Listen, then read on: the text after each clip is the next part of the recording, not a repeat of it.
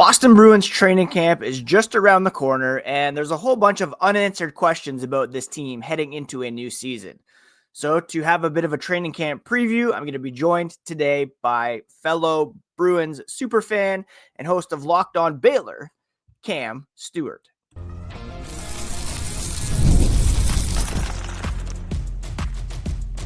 You're Locked On Bruins, your daily podcast on the Boston Bruins.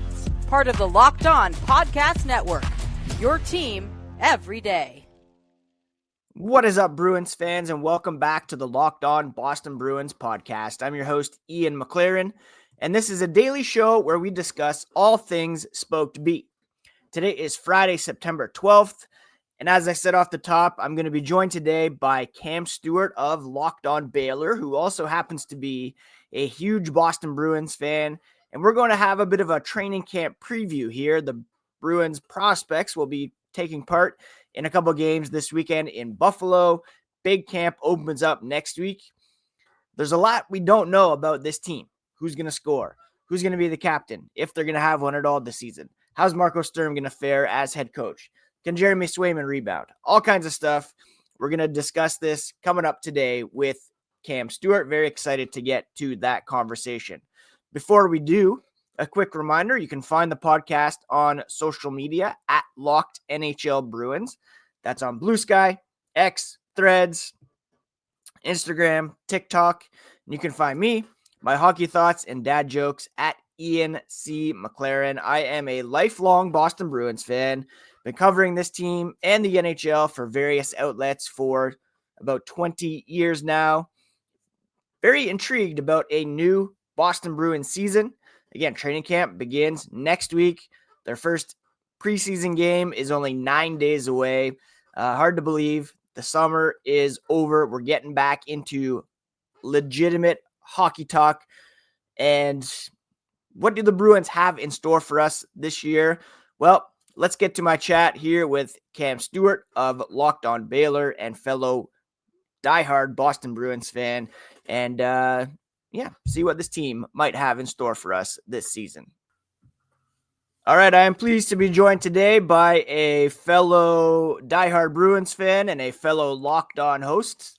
Cam Stuart, host of Locked On Baylor, is joining me today to discuss, some of the things we've all been, thinking about over the summer and as we get ready for training camp. Cam, thanks so much for jumping on, and how are you doing this morning? Hey, thanks for having me. It's another day closer to the beginning of the season, so I'm feeling great about it. The weather here is gorgeous, but I'm starting to feel a little bit of that hockey chill, Ian. It's coming. Yeah, for sure. I always like when I have someone on the show to kind of discuss their hockey origin stories. So you're host of Locked On Baylor, but obviously a history with Boston sports, with the Bruins specifically. How'd you get into hockey, and how'd you become such a big Bruins fan? Yeah, so I'm from Massachusetts. I'm from the South Shore, about 15 miles south of Boston. So always a big Boston sports fan in general. But what's interesting, Ian, is, and I'll risk my career in hockey media by saying this, I don't even know how to skate. I couldn't get down up and down the ice right now. So I didn't play outside of the street. Played a lot of that makes it sound harder than it is. I played a lot of street hockey growing up, and all my best friends played hockey. And so it was one of those weird things where I was probably a little bit too old to get into organized hockey, but definitely young enough to still become a diehard fan. And my brothers are fans. My dad's always been a fan. So it's one of those, like the other Boston sports teams, it gets kind of passed down to you. And it worked out kind of perfectly time-wise. My formative years were kind of the beginning of the Bruins renaissance with Chara and Marco Sturm. Oh, yeah, and I guess Bergeron and Krejci and those guys too. And so, smack in the middle, 8th grade, 13 years old, they win the cup. So I'm already way into it at that point. I think that's maybe the most formative age you can have for a sports team. So I was hook, line, and sinker from then. Really before then, but haven't stopped since, man. So I died in the wool. Seen a lot of good times, but a lot of, coming up short. I mean, no shame on the skating. I'm Canadian. I can skate, but I've never really learned how to stop. And it was all street hockey for me. the college I went to, we had like a crazy competitive ball hockey league. So yeah, Okay. skating, it's not the be all and end all. It's ridiculous to even try to get into hockey these days, So anyways. Well, so you'll appreciate this. So I just moved into it's an apartment, but it's part of a house. And so we have Yep. a little basement space, and we've lived in really small apartments for like the last 3 stops. So we don't Yeah. have much to store down there. And so I just bought a street hockey net to put down there There you go. and just fire pucks Yeah, and man. balls at it just when I Yep. need to. Like, it's a little great way to break up the day. So yeah, that's I've just tailored my shot. Can't skate, but tailored the Yeah. wrister for sure. Very nice. Yeah, Yeah. we did that too. A lot of mini stick hockey in the basement. Oh man. I Side was a note, brick wall playing we hockey played out mini there. stick at school. I remember in grade 5, a kid got his arm broken and played mini sticks because someone just came down and hacked him.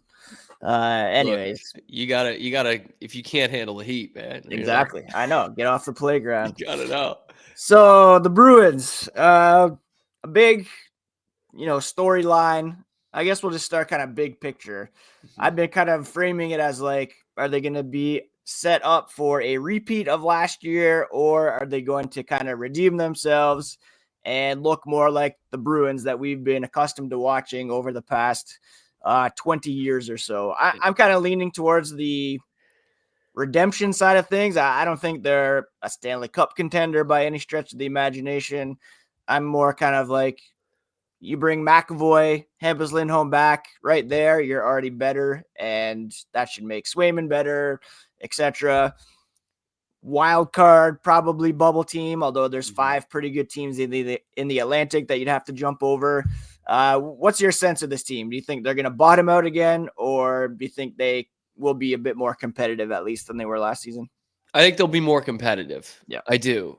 I don't think they're going to make the postseason. I definitely see the vision towards it. It's just one of those things where I look through it, Ian, and I'm like, just for me, too many things need to go right. Mm-hmm. Right? Like McAvoy and Lindholm back instantly makes you better. Yeah. But you've still lost so much offensively, even just from 36-year-old Brad Marchand going out the door. Like there's still, I'm looking at, Pastrnak. Geeky, I think, can still be around a 20 to 25 goal guy, even with that shooting percentage going down. Like, where's your next 20 goal guy is what I'm wondering. Could be Pavel Zacha. Absolutely. I mean, really could be Casey Middlestat, but probably won't be. You know what I mean? So Elias Lindholm could be that, but you're trying to figure out, what is he? I think he's going to be a better player than last year, battling the injury and everything, but he's much closer to the 40-point guy than he is to the 80-point guy that probably got him that AAV. So when I look at it and I'm thinking all that needs to go right, you need to have a major bounce back year from your goalie. I think you'll have a better year from your goalie, but we need a major bounce back year if you're going to win games with defense and goaltending. You're going to need a bounce back from your number one center in Elias Lindholm. You're going to need a bounce back a little bit from Pavel Zacha, whose numbers dipped just a little bit last year for a team that wasn't very good, if we're being honest. You're going to need a big development from Mason Lowry. I think if he's able to be a top pairing defenseman with Charlie McAvoy, that opens up a lot of things if you're having Hampus Lindholm in your second pairing, but that's probably not the best fit to start the year. So I just think there's a lot of things, you need David Pastrnak to stay healthy, which he usually does. And he needs to score 40 goals, which he usually does. But there's a lot of things that need to go right for the Bruins to be in the hunt. And on top of that, they'll need to stay healthy, which they weren't able to do last year. And like you mentioned, this is the best division in hockey. You know what I mean? Montreal scraped by last year. I don't think they'll be scraping by. I think that's a defined playoff team. I think, Ottawa is not getting any worse. They were kind of, I don't want to say scratching and clawing. Kachuk was out for a good bit of that playoff push. But, Toronto's worse, but not non-playoff worse. So, Detroit is a little bit better, and they were close to the playoffs again last year. So, it's not an easy division to compete in. You're probably looking at that 91 points. That's what Montreal got in with last year. And they also made the jump from 76 points the year before, which is where the Bruins are at right now. It's gonna take a bit of a jump, and I just don't know if all of those things are going to go right. But certainly I do think they're going to be a better looking team. Like they're not – last year was more or less a bottoming out. I mean, you were a goal difference away from being the last place team in the Eastern Conference. So it probably shouldn't be that bad, right? It should not be that bad. And obviously after the deadline, you knew – like that, this is not going to be a good team. And it really did after a little dead cat bounce after a couple of games after the deadline. It was pretty bad. But certainly I think the best part of this, and maybe this will lead into something else, is it's as good a prospect pool as you had in a long time. Yeah. It's not great, but it is. There's definitely much more hope there. So I think they'll be better is what I'm going to say. I just don't think they're a playoff team yet. Yeah. I mean, I would probably agree with that. I do want to touch on kind of another bigger story, which is the younger guys coming up, whether they're going to go at these vets that they signed on July 1, kind of that whole philosophy. We're going to tackle that here coming up as the podcast continues.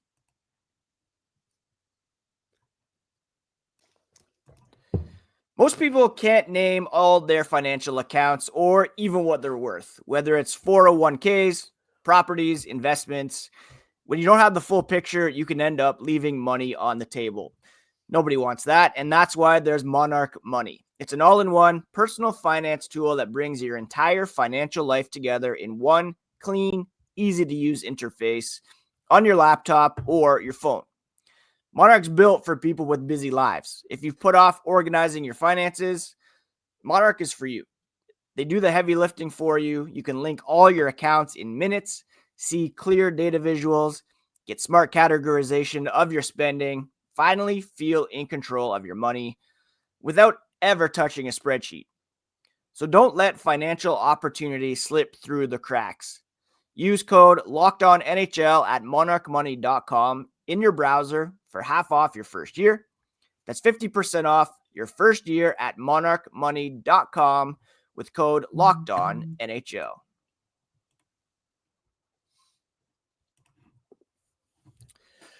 You know, Cam, I think Don Sweeney might want to look into Monarch Money too for balancing the cap, because he's made some pretty questionable signing decisions over the past couple of summers. I'm not as hard on Sweeney as some people. His trade record, I think, is pretty good. We'll discuss that with some of these guys fighting for spots. Signing record, not great at all. You can probably put the drafting a bit in the middle. But when it comes to the Bruins for this season, the bottom six is pretty wide open. And you have guys like Tanner Jeannot, Sean Corrali, Michael Esimont, who were signed on July 1st, with players like, and a guy that I'm super high on coming into training camp, Fraser Minton, who, I mean, you look at that trade with the Maple Leafs last year to get a first and Fraser Minton for Brandon Carlo is like, any other GM pulls that off, they're getting like standing ovations. That was a great trade. How do you see that bottom six shaking out? Do you think they're actually going to give kids an opportunity, or do you think they'll be like, well, these guys are waiver exempt, so we can start the season with them in Providence, see what happens? How do you see that shaking out here as training camp starts? Well, first off, it's jarring that you say, you know, Don Sweeney's drafting is somewhere in the middle between the trades and the free agent signings. And I'm like, his drafting sucks, but he's right. He's right. It's better. It's better than the free agent signings, you know, just by having McAvoy and Swayman on the draft resume. It's better than his free agent signings. That's for sure. But looking at this is where I really am so kind of out in the wilderness with the Bruins and Don Sweeney right now. This is such a crucial year for development. As we talk about, they finally have some prospects, like guys who are ready to play in the NHL, or at least learn it in the NHL right now. And you saw a little bit of run for these guys at the end of the season last year after the trade deadline, guys like Patra and Minton and Lysell.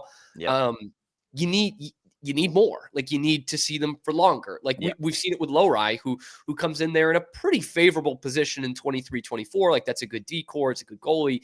And he's still figuring it out. And I really like Mason Lowry. But looking at these other guys, I think what is so crucial is something that the Bruins have just not done for a long time, mainly because they were good, is these guys need run with real NHL guys, like Yeah. real guys who can put the puck in the net. Mhm. I look at Marco Sturm, and obviously one of the big positives for him is how he developed young talent. And Yep. you look at this Kings team now, and his fingerprints are over that. Guys like Yeah. Quentin Byfield and Brant Clark and Adrian Kempe. He was an assistant when they came up in the NHL. He was the head coach in Ontario when they would bounce back to the AHL. They all had good numbers under him. And I looked specifically at Byfield. When Byfield came up, he was instantly on a line with Dustin Brown, which Dustin Brown was kind of at the end of his run there. He wasn't the most gifted offensive player in the world at that point. And in his second season, there were times where he was playing on an even strength line. Quentin Byfield was on the wing, Kempe was on the other wing, and Kopitar was in the middle. And I'm like, that was a team in the Kings that is bringing on their prospects as they're bringing along a team, much like the Bruins are doing right now. You're not calling prospects into a strong team, and for all intents and purposes, you're not really trying to tank. So you're bringing these guys along as you're bringing on a decent enough team. And like that must have done wonders for guys like Byfield and Kempe to play with a Hall of Famer in the middle and Anze Kopitar. And I think if Matthew Poitras has a good preseason here, good camp, like we expect him to have, and he's starting the year on the big club, like, is it that much different to have him on the first line for a couple of weeks and Elias Lindholm anchoring what becomes hopefully a better second line? If he impresses at camp, Matthew Poitras, like, I don't see why not. You know what I mean? And I look at Fraser Minton, who, is obviously known. I don't want to put a ceiling on the kid. He's known for a defensive prowess. And so you'd love to have that guy on the third line. But then it's like, then who's he playing with? Right. Then he's playing with the 15-point Tanner Jeannot and a guy who I'm somewhat excited about him, Matej Blumel, but who, has played a leading scorer in the AHL, not in the NHL. You know what I mean? Or do you put him up there with Casey Middlestat, or instead of Casey Middlestat on the second line, because he's just out there getting cardio, he's not doing much for you. So it all comes down to really who they're playing with.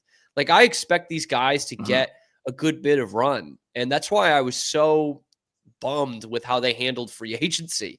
I don't think any one of us were expecting big moves. Maybe they would still spend up to the cap, pull off a Brock Besser kind of thing. It didn't. That was kind of a fantasy land. But to go out and get the Tanner Jeannot for 5 years, it's like, who are you bidding against there? And we all like Corrali and we like Johnny Beecher. They're nice guys, but they don't do much offensively.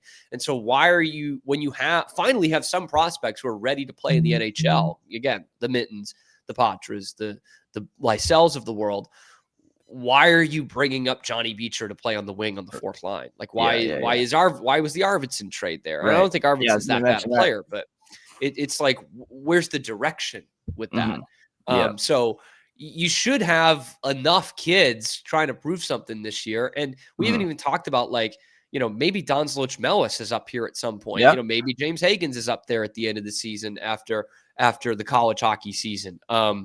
But they need to get run with real NHL players, I think, is the thing. And I know this. I mean, we've seen this for years, and it probably didn't help Frank Vatrano's run in Boston. Ryan Donato. It didn't really help. Yeah, Ryan, that's a great one, who is a guy who is clearly just a bit of a late bloomer, and now he's a 30-goal scorer. It probably didn't help Jordan Caron either, but who knows? He needed some more help. Zach Hamill? Probably not. Yeah, honestly, it gets ruined Zach Hamill's career. Yeah. Well, I think that's the thing, too. I was going to mention Arvidsson. We were talking about putting young guys with, more established vets. Like, if you're going to play Fabian Lysell on the big roster, he's, like, at worst, he should be on the third line. But at best, you put him on that second line right wing spot with a Pavel Zacha and a Casey Middlestat, maybe to see what he can do with those guys instead of, Arvidsson, he could be that 20-goal scorer that you were talking about earlier. He could also be injured most of the season, and then you're having to plug that hole anyway. So it's like, do you want Lysell skating with Minton and Husnudinov on the third line? Probably not, because they're going to be overexposed maybe. What's the best fit? There's just so many pieces there that it didn't really make sense to add these veteran guys when you already have guys who can come in and try to make an impact at the NHL level. Yeah, and like looking at Lysell, if Morgan Geekie gets hurt, like should Yeah. Lysell just slot in there? Like you saw what Pastrnak did for Geekie's development last year. I think it was 65% of his goals came, or his points came from Pastrnak in some way. Like clearly he can elevate guys, and you know what? It's probably the safer move to just say, okay, Pavel Zacha is going to be a first line wing when Geekie's out. But it's like, you can, I mean, maybe that makes Lysell a 20 goal scorer, you know what I mean? And then you've got some more depth. So they're, I don't want to play the game where the Bruins get a bunch of injuries again, but there's options there to mix these kids into the lineup. I think they have done that relatively well with Lowry on the defensive, on the D-core, like getting him with good partners when they could, obviously last year with the injuries, it was tough. I just got to see more of it with the forwards. Yeah. And I definitely want to touch on the possibility of being sellers this year, and that obviously could open up some opportunities. I know you have some strong thoughts on the captaincy as well, and we're going to touch on that here as this episode of Locked On Boston Bruins continues. All right, the NFL season is back in full force, and you want to make sure that you're ready for every kickoff with a can't-miss offer from FanDuel. Right now, new customers can bet just $5, and if that bet wins, you'll get $300 in bonus bets to use across the app. We love using FanDuel because it fits however we like to bet, right? Player props, building a same-game parlay, even jumping into live action as it unfolds. It makes every game so much more exciting, whether you're just following your own favorite team or keeping an eye on your fantasy lineup. It's quick, easy, the best way to add a little more energy to your Sundays as well as your Monday nights. So if you're ready to play, download the FanDuel app now by visiting FanDuel.com to get started.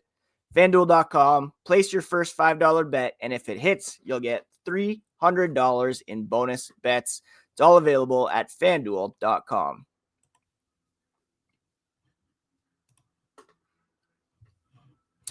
All right, Cam. So I'm kind of working under the assumption that this Bruins team is kind of what they're going to carry through this season. But, of course, if they're out of the playoffs, say, just before or around the Olympic break, it's very possible that they'll go back into sell mode. We could see, I know we've seen reports of Pavel Zacha being perhaps on the block, Casey Middlestat.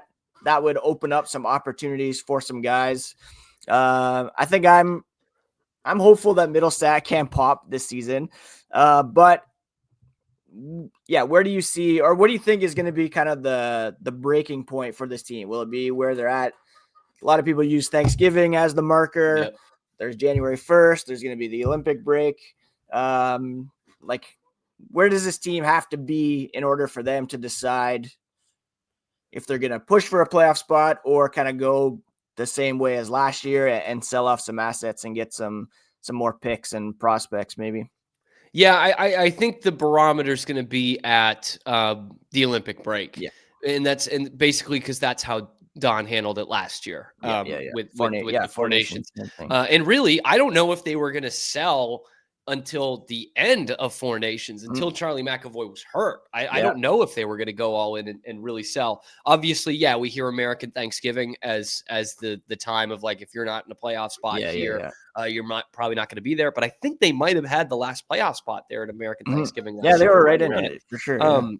And the wheels definitely not falling off yet, although it wasn't great. So I think that's probably where he looks at it. And where it's interesting, of course, is like you ask, where do they need to be at? Like, for me, if they're not firmly in a playoff spot, I would probably lean towards selling, just because I don't think they have a ton to sell, but they've got some good contracts that they can get some good capital for. And obviously we know this 26 draft class is loaded, even outside of Gavin McKenna. So, how willing are teams going to be to trade their first round pick?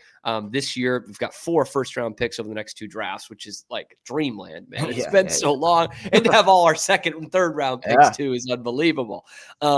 So for me, it's going to be that Olympic break. And they do have some guy like Middlestad's a tough one just because he hasn't popped yet. And that's a 5.75, I think, for another year after this one. He had a couple good seasons in Colorado, but yeah. And you just don't know what you're going to get one team to the next if you're looking at that. Zacha's a really interesting one because I just think that's a guy that all kinds of contenders would be after. I thought they would have been last year, and maybe they were.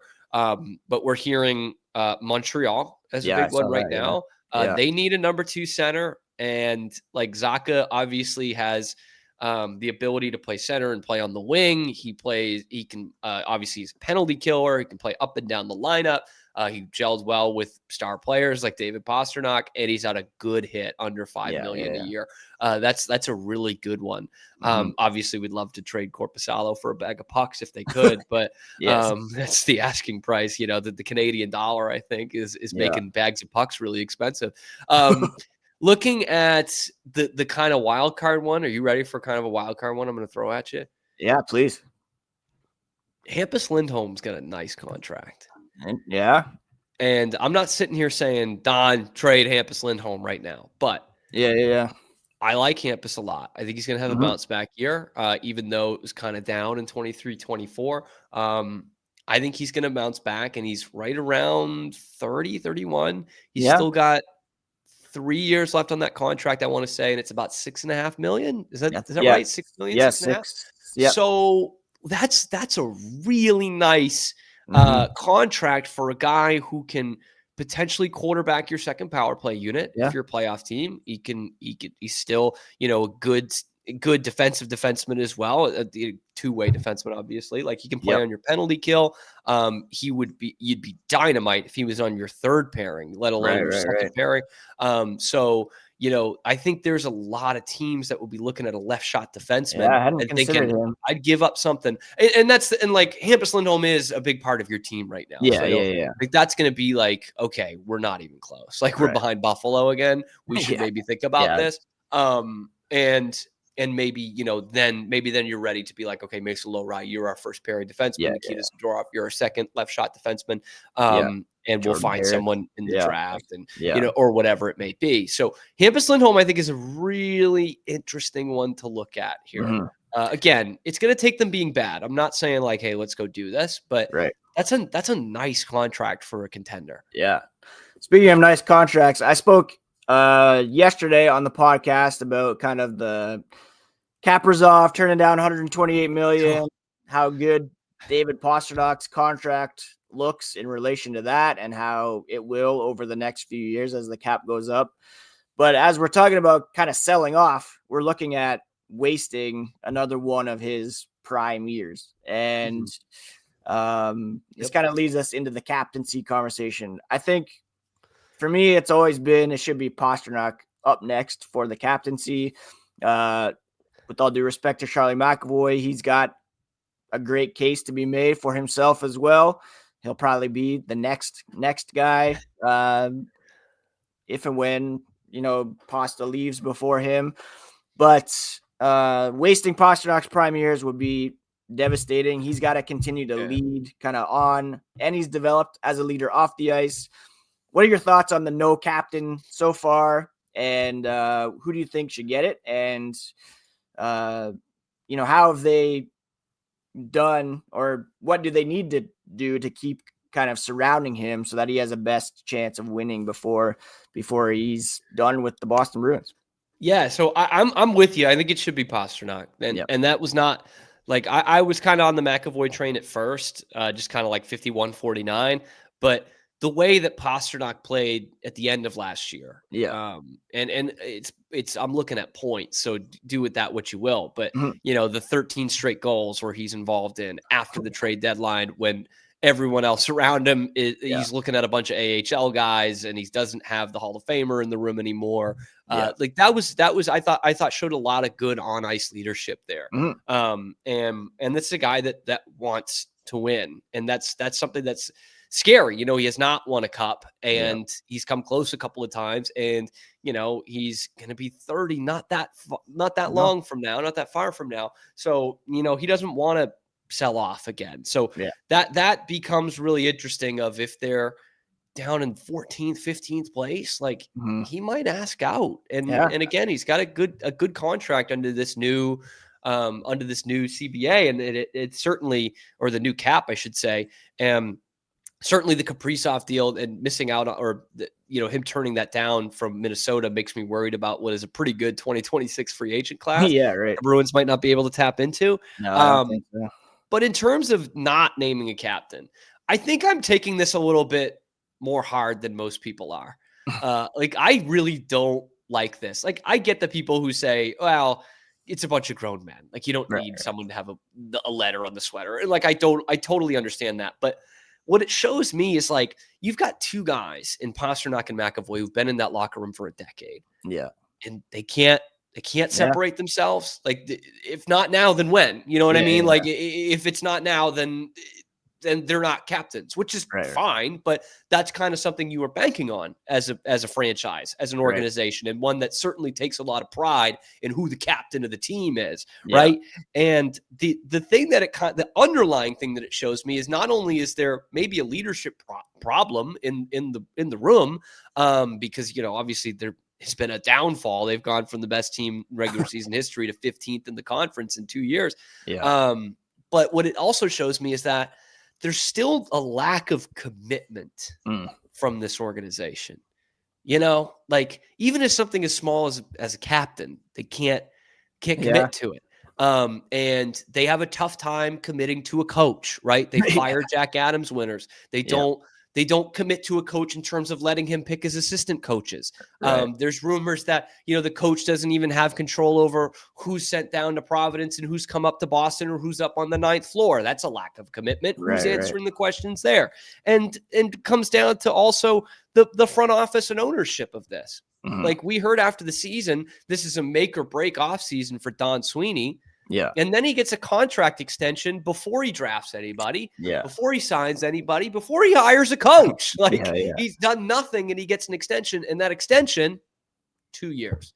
The smallest commitment possible. Basically. It's just a ton of 1 foot in, 1 foot out. And I go back to the last time we really saw this from the Bruins was that identity 06-07 when you go out and get Chara. And that obviously that first year was bad, but it's the first time they haven't had a captain since that year between Jason Allison and Joe Thornton. Yeah, that's right. Yep. And I just feel like, I'm still in the Pastrnak boat, and I don't want to lump him in here, but it feels like back then you said, okay, well, Joe Thornton's our franchise. He's our best player. He's the captain, and it feels like we might be doing that with Pastrnak, and maybe that's just a mistake they're not trying to make again. But it does bug me. It does bug me that there's no captain. Not just, and you look at the teams that don't have captains, and typically they're not very good. Okay, Tampa didn't have one last year. They're still good. Okay, they had a couple of guys who have won the Stanley Cup, have won the Conn Smythe Trophy. So I don't think there's a leadership worry there. But the other ones are Chicago, dumpster fire. Buffalo just named one in Dahlin, right? But they're usually a dumpster fire. Anaheim. Just getting out. The fire's been put out in that dumpster, but there's still a dumpster. Seattle, who can't do anything right. Seattle can't pick anybody for anything. So it's not great company to keep, I guess, in 2025 when you're captain. But it just speaks to, I think, more of who's the voice in the room. And maybe I'm just being cynical. Maybe it is Charlie McAvoy and Pasta, and they're good at this. But I see a team that really floundered last year, and now they can't pick one of those two guys to be the captain. And I think it speaks to a non-committal nature of this franchise, which kind of bugs me. I think the one thing I would say is that the only reason I'm not too bothered about it yet, I might get bothered about it come the start of the regular season, but with the captaincy, the coach should have a lot or some say in that. And the fact that they haven't named a captain before Marco Sturm hasn't even really run a practice yet.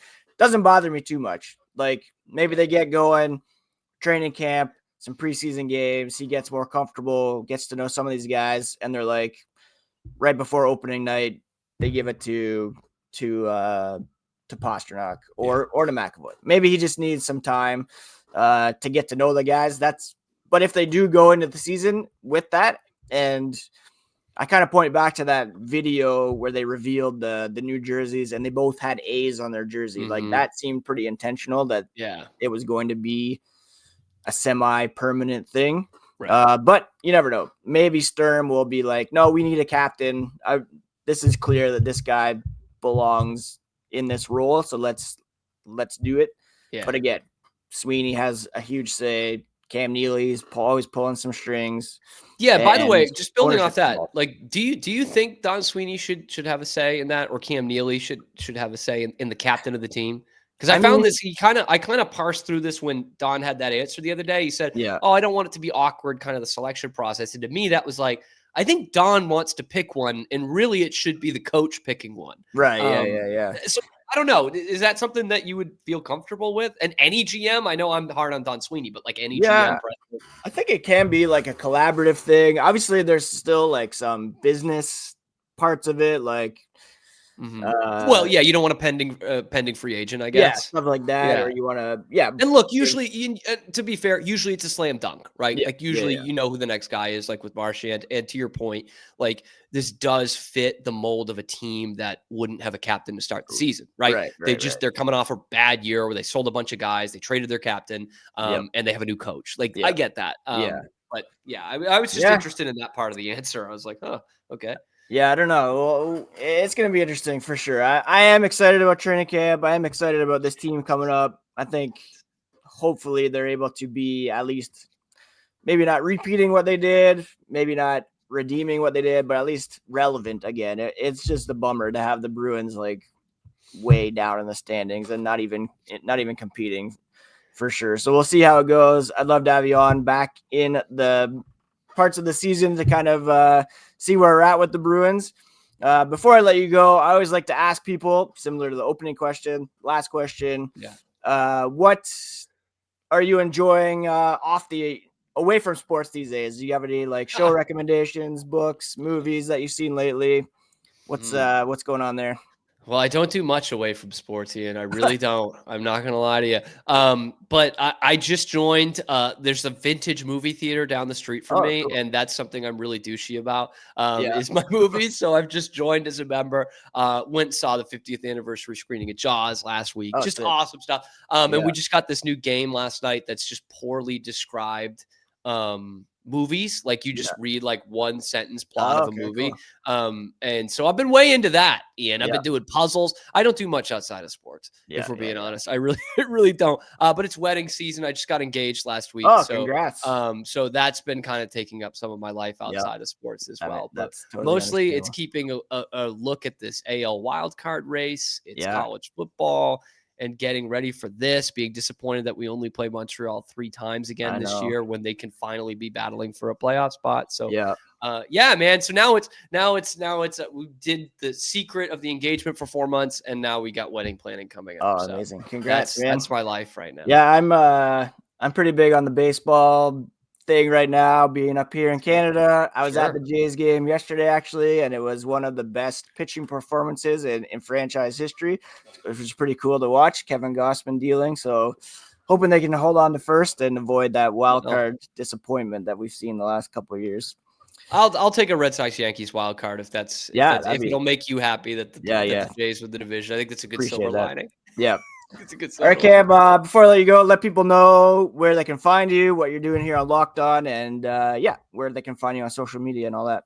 Yeah, so it's at Real Cam Stuart on X. That's where I'm doing most of my damage. I would say if you're into Big 12 football and Baylor, first off, we should probably link if we have these two things in common. Locked On Baylor is what I do. Also, Locked On NHL Game Night is going to be starting up again. Once we're doing season previews now. We actually have the Bruins one going out next week. But we will have the the recap of the night that was in the NHL.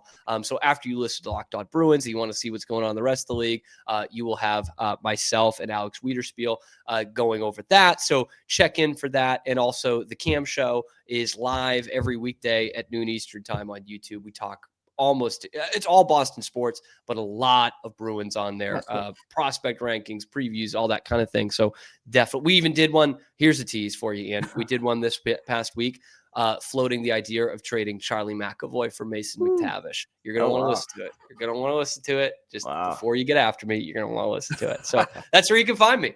All right, great. Well, thanks so much, Cam, for taking the time, and we will definitely connect as the season begins, progresses, and we'll see where the Bruins land this season in the Eastern Conference standings. Thanks so much again. I really appreciate it. Hey, thanks for having me anytime. All right, what a great chat with Cam. We'll definitely have him back on Locked On Boston Bruins throughout the season. We will be back on Monday with a recap of what happens at the Prospects Challenge over the weekend here in Buffalo, and get you ready for Bruins training camp, a new season just around the corner. If you have not subscribed yet, do so on your favorite podcast app and on YouTube. Check out the Locked On NHL podcast next. It's all part of the Locked On Podcast Network, your favorite team every single day. Take care of yourselves, friends. Take care of each other. We'll talk to you here on the next episode of Locked On Boston Bruins.